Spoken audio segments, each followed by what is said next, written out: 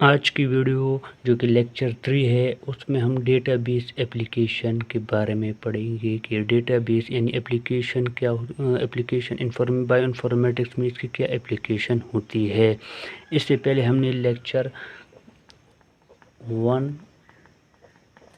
और लेक्चर 2 पढ़ा था।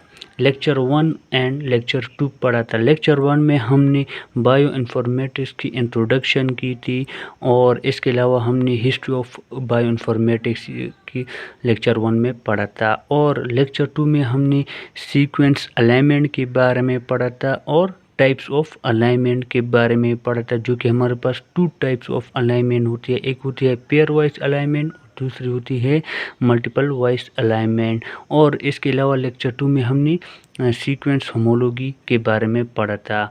और आज हमारे साथ है लेक्चर 3 डेटाबेस एप्लीकेशन, जो कि हमारे पास 3 बेसिक एनालिसिस होती है। नंबर 1 है सीक्वेंस एनालिसिस, नंबर 2 है स्ट्रक्चरल एनालिसिस और नंबर 3 है फंक्शनल एनालिसिस। अब हम इसको स्टेप बाय स्टेप पढ़ेंगे कि सीक्वेंस एनालिसिस क्या होती है, स्ट्रक्चरल एनालिसिस और फंक्शनल एनालिसिस क्या होती है।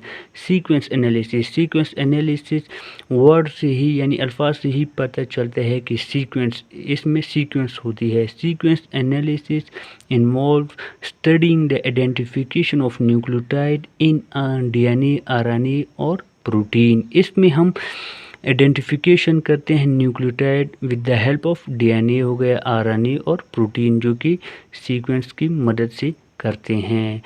Sequence analysis involve to identify functional elements such as genetic variation, protein structure prediction and understand evolutionary relationship.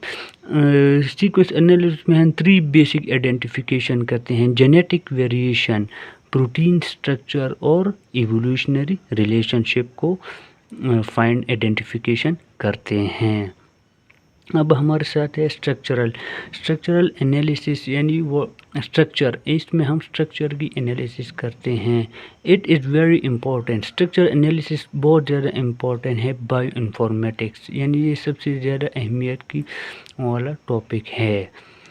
It will basically refers to the study of 3D structure. Structural analysis में basically हम 3D structure को identification करते हैं। किसी भी macromolecules हो गए, जो कि प्रोटीन और न्यूक्लिक एसिड फाइंड करते हैं, आइडेंटिफिकेशन करते हैं प्रोटीन और न्यूक्लिक एसिड। अब हमारे साथ स्ट्रक्चरल एनालिसिस के डेटाबेस 2 बेसिक डेटाबेसेस होते हैं। एक होता है न्यूक्लिक एसिड और दूसरा होता है प्रोटीन। न्यूक्लिक एसिड में हमारे पास जेनबैंक होता है और EMBL होता है और DDBG होता है। प्रोटीन में हम PIR होता है और स्विस प्रोटीन होता है। इन जेनबैंक, EMBL, DDBG हम आगे लेक्चरों में पढ़ेंगे कि जेनबैंक क्या होता है और EMBL और DDBG क्या होता है। इसके अलावा ये हमारे साथ वेबसाइट गूगल के ज़रिए भी फाइंड करते हैं कि जेनबैंक की वेबसाइट होती है EMBL, DDBG। इसको हम आगे लेक्चरों में पढ़ेंगे। अब हमारे साथ तीसरा है फंक्शनल एनालिसिस। फंक्शनल एनालिसिस क्या होता है?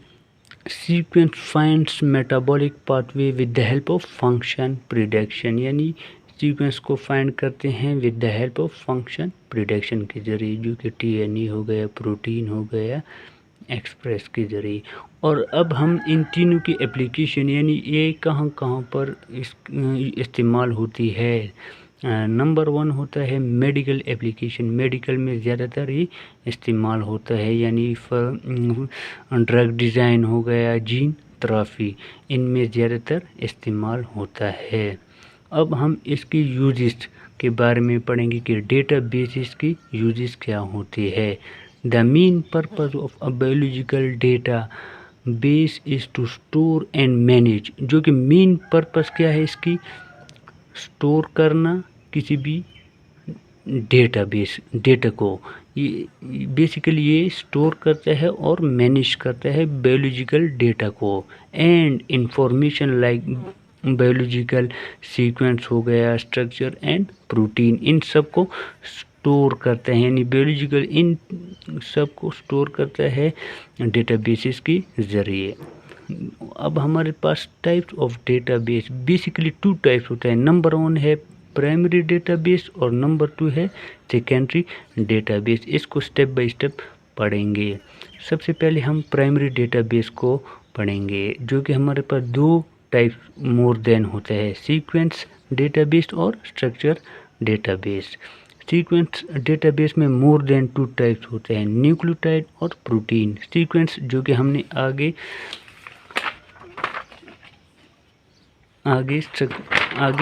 पढ़ा भी था।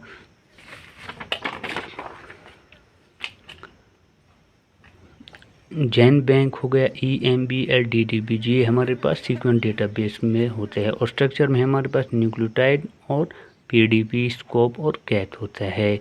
अब हम जो दूसरा टाइप्स है वो सेकेंडरी डेटाबेस को हम आगे लेक्चरों में पढ़ेंगे। और जैन बैंक EMBL हम अब गूगल के ज़रिए देखेंगे कि जैन बैंक कौन सी वेबसाइट है, EMBL DDBG वगैरह।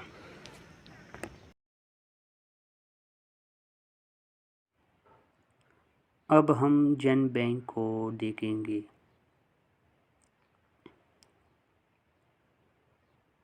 ये है हमारे साथ जैन बैंक की वेबसाइट गूगल में। इसमें हम मुख्तलिफ़ जीन को फाइंड करते हैं, किसी भी बैक्टीरिया के हो गया, और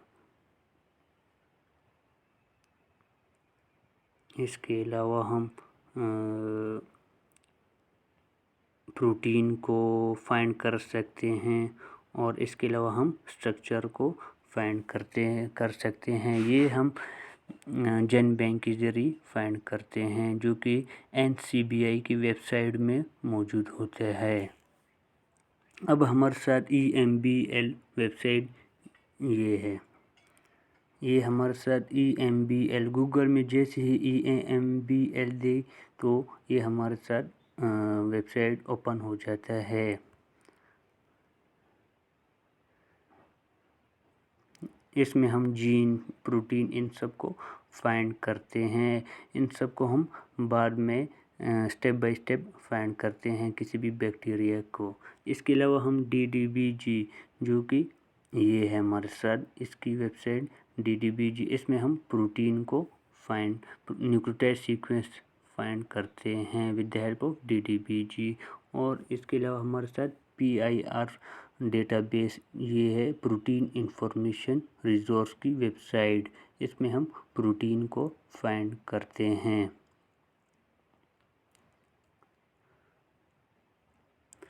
किसी भी बैक्टीरिया की प्रोटीन को फाइंड करने के लिए ये वेबसाइट इस्तेमाल होती है। Thank you so much.